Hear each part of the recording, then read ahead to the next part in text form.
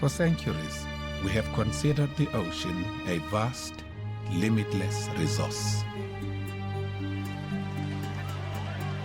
Why shouldn't we? There were shoals of fish too big to imagine. And we didn't just need to eat the fish and the ways we took. We needed their oil for fuel, for power and light. Yet one by one, fisheries were depleted around the world, in the Mediterranean, the North Atlantic, and the Pacific.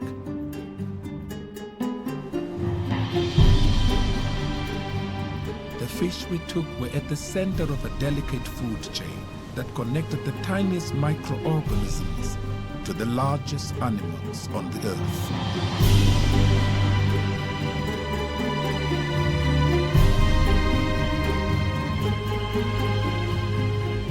Break the food chain by taking too much from the sea, and one by one, the other predators disappear.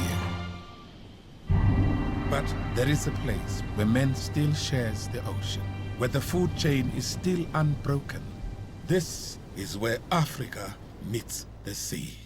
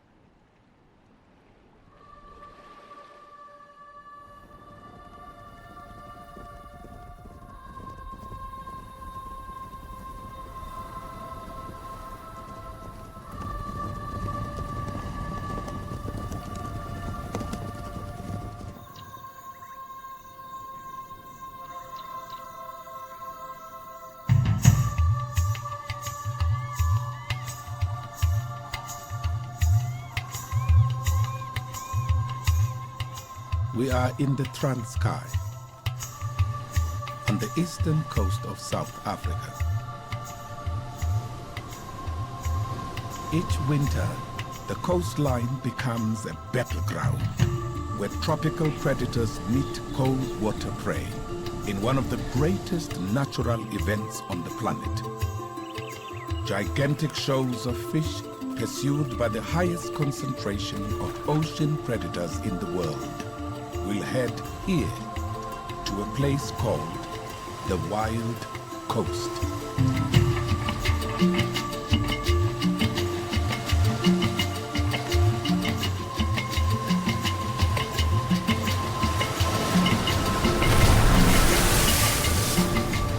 With no safe harbor for hundreds of miles, it is a remote ocean wilderness.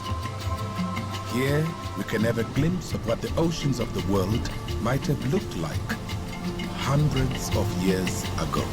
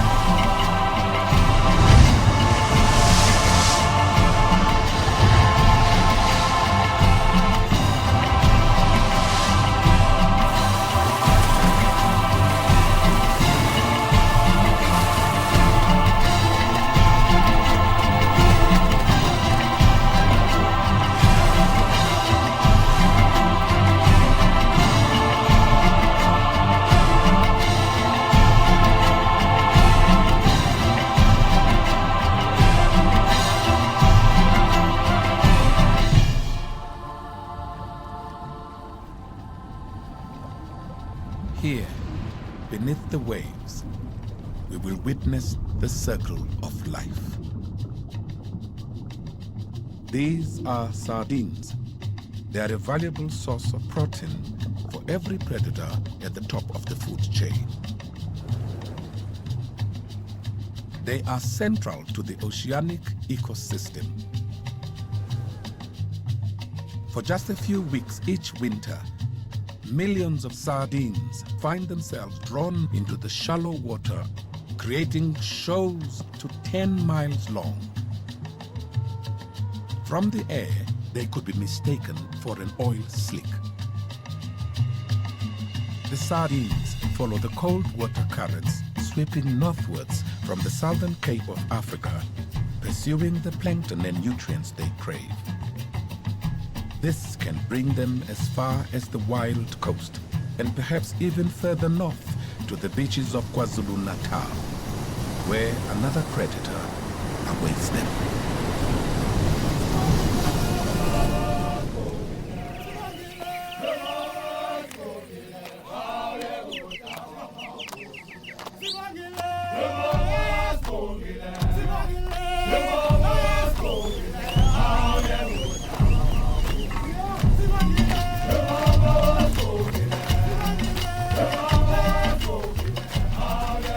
Passing northwards from the wild coast into KwaZulu-Natal is like entering a different world, a different South Africa. This is where Zulu and Western culture come together, sharing a common link. A connection with the sea.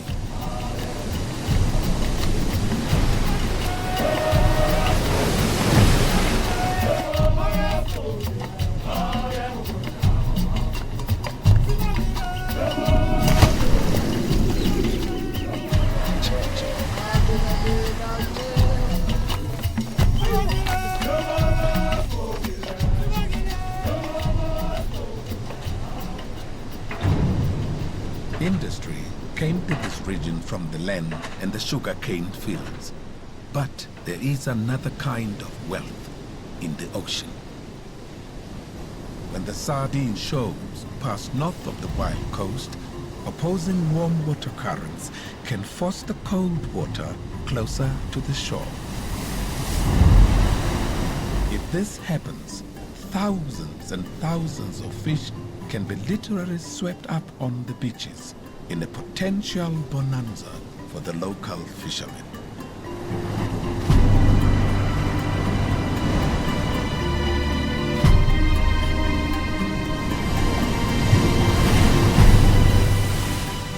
Fishermen look for dolphins and gannets arriving from the south.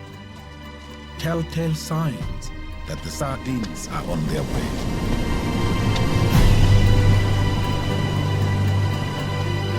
But for now, they prepare their nets and wait.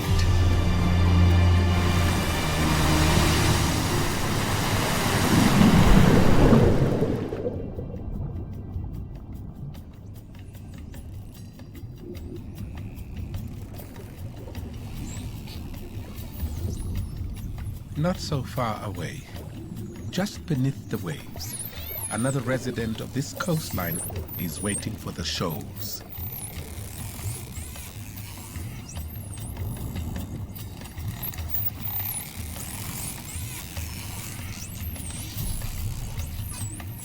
These bottlenose dolphins will work together in groups, using their sonar to track down the sardines.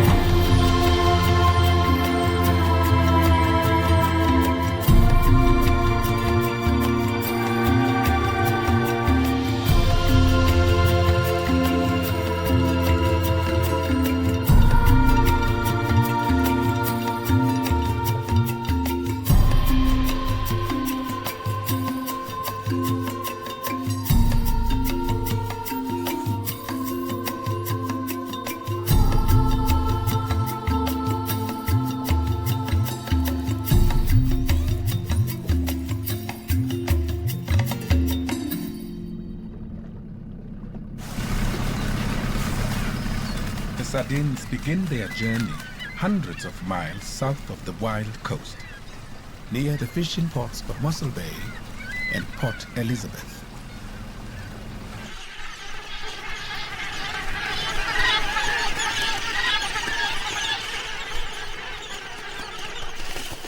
It is also home to some of the predators that will pursue them. This is a colony of over 60,000 gannets, many of whom will make the journey north.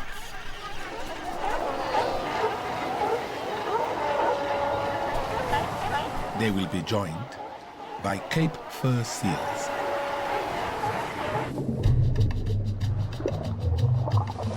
These seals have traveled only a short distance from the Eastern Cape and have found a show, not of sardines, but of a bait fish called musbanker.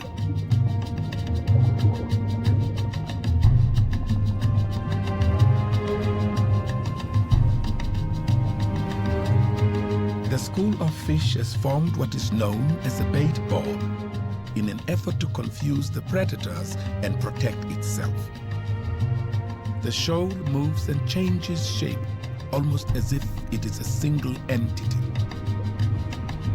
By swimming close together and only reacting to the movement of their neighbor, every single fish contributes to this shoal intelligence.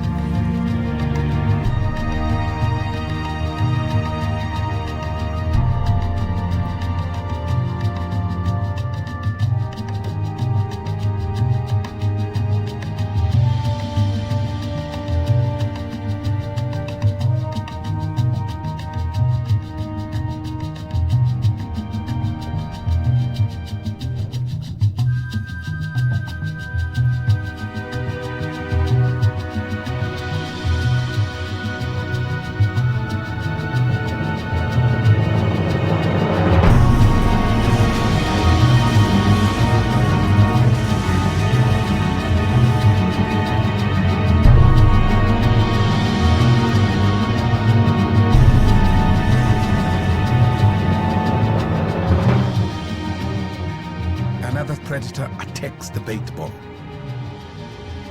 The streamlining and speed of the African penguin is too much for the musbanker.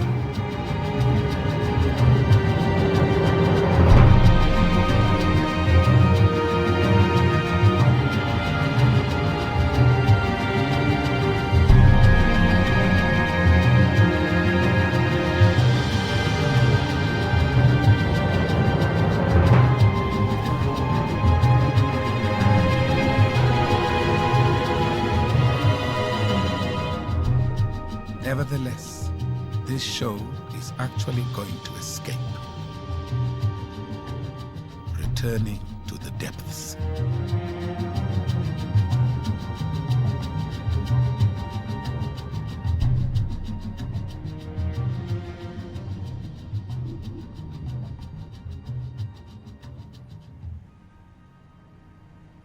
Many factors can affect the progress of the sardine show. As global warming raises sea temperatures, the fish may be forced further away from the coast into deeper and colder water. This far south, they face another hazard.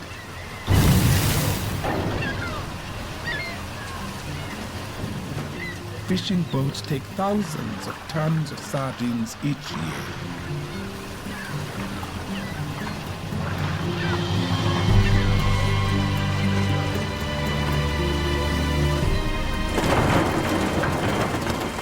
The quantity of sardines taken is strictly regulated by the South African government in an effort to ensure the fishery is sustainable.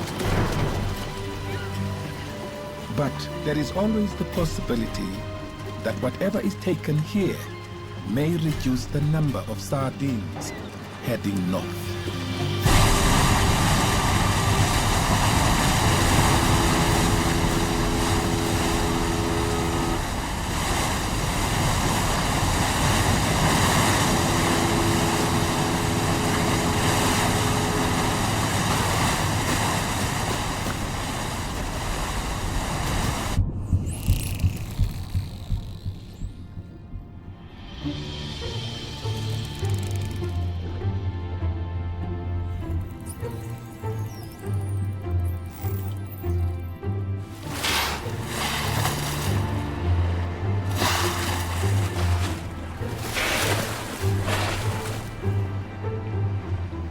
on the wild coast, common dolphins begin to arrive from the colder waters of western and southern South Africa. They are not native to these warmer subtropical waters.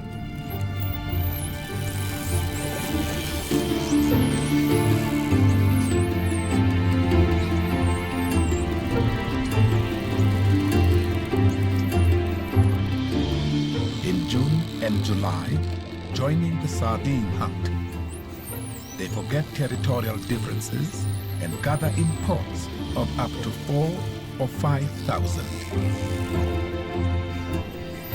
There can be as many as 20,000 of them here off the Transkei.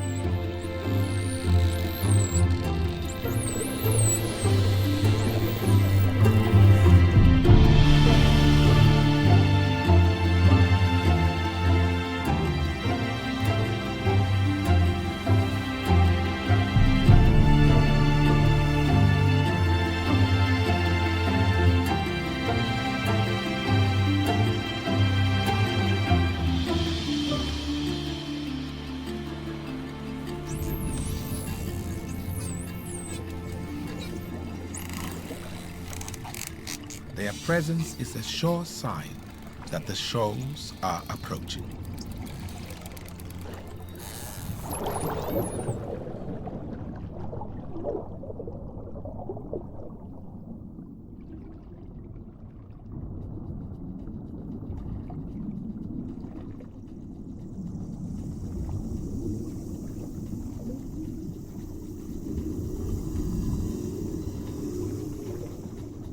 There is a higher concentration of shark species here in South Africa than anywhere else in the world. Perfectly evolved sea hunters, sharks can detect their prey from a distance of several miles.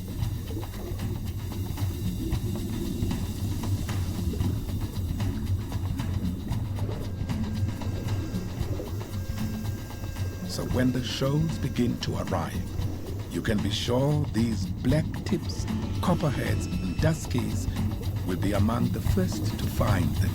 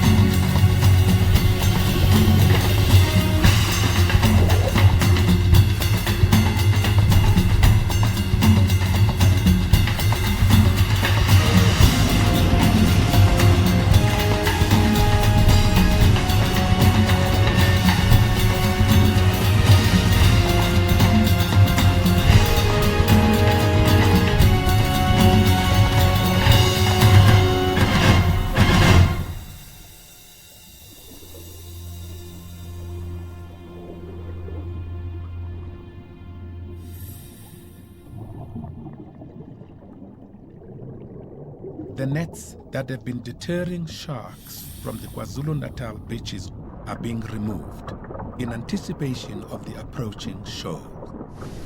Too many predators could be trapped if the nets were to remain. It is here that the earliest evidence of man's relationship with the sea has been discovered. As the fishermen wait for the arrival of the sardines, these women collect shellfish from rock pools in a tradition that we now know dates back over 160,000 years.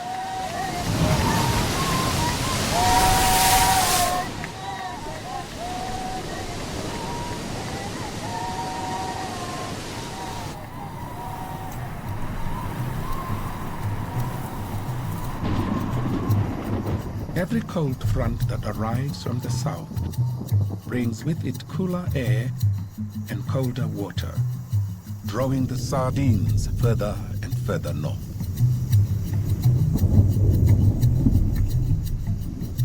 Traveling alongside them is another winter visitor.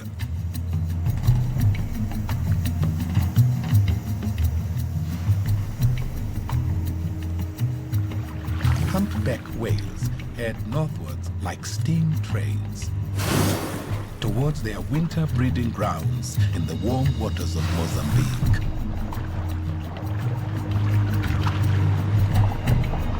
Whilst their arrival coincides with the sardine shows, perhaps there are more spectators than participants in this annual event.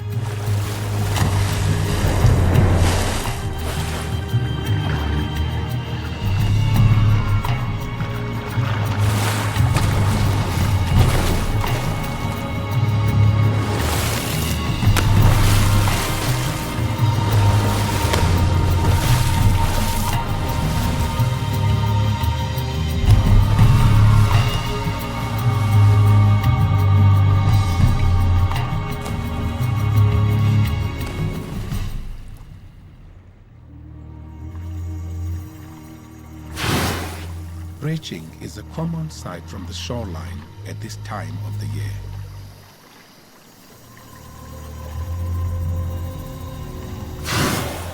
As the grand procession of hundreds of humpbacks proceeds northwards.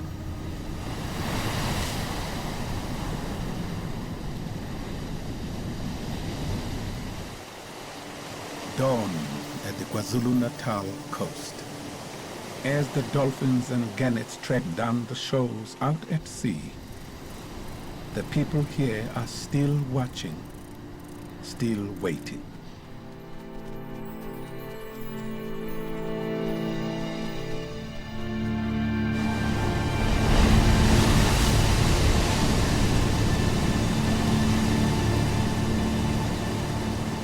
Every winter storm disrupts the mild South African climate, with cold currents carrying the sardines further and further north, and warm currents pushing them closer and closer to the shore. The predators sense a change in the ocean, in its temperature, in the presence of plankton, in the oil secreted by advancing shoals, and possibly even in the arrival of other predator species in the region.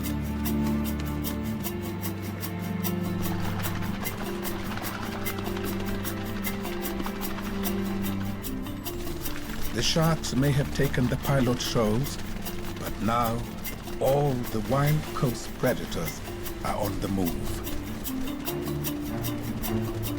Gannets take to the air in greater numbers than ever. They can dive from as high as 100 feet and plunge as deep as 30. They can hit the water at speeds of up to 30 miles per hour.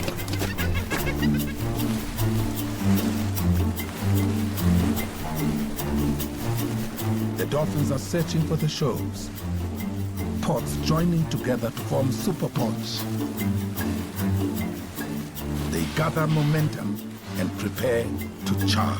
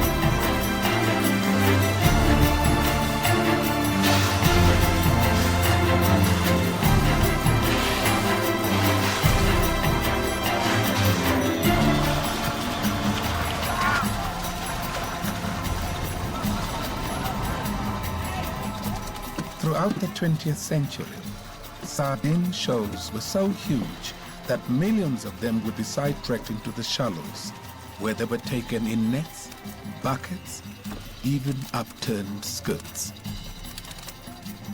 This is what became known as the sardine run.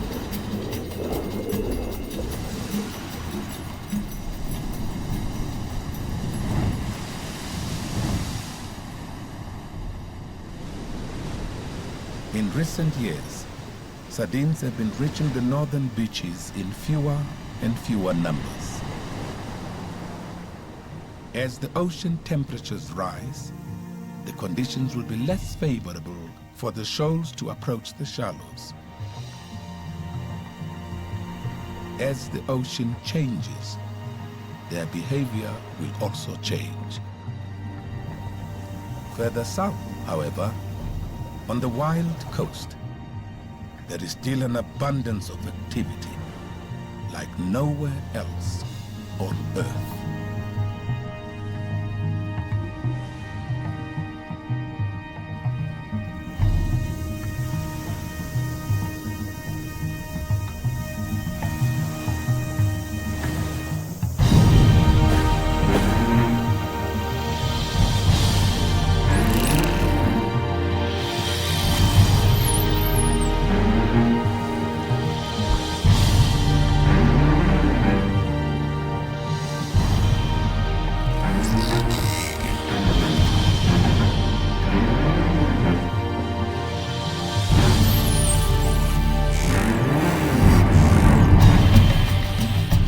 The shoal has been forced to the surface. It twists and turns and scutters, dazzling its attackers.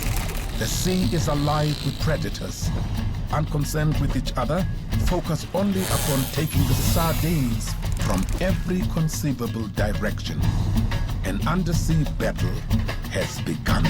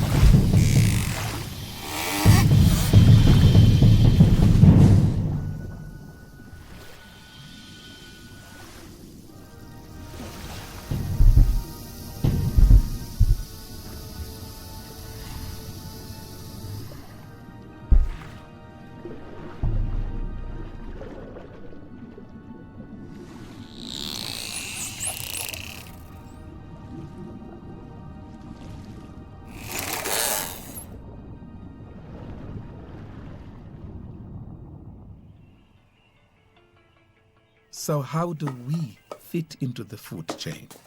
If we have to squeeze the fish into the can or pack it in ice, what can we do to keep our oceans alive?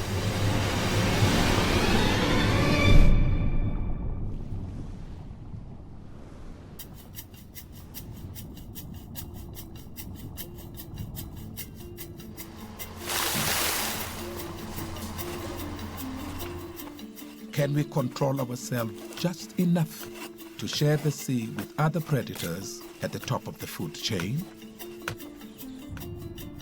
Can we control ourselves just enough to keep the circle of life spinning beneath the waves? What would it take? Once upon a time, all the world's oceans were as rich and vital as the wild coast.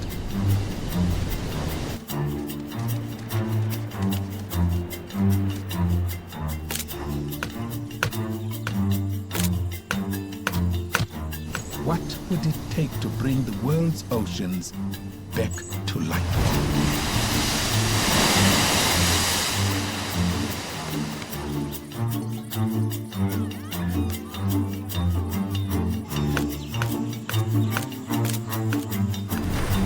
It is time for a sea change.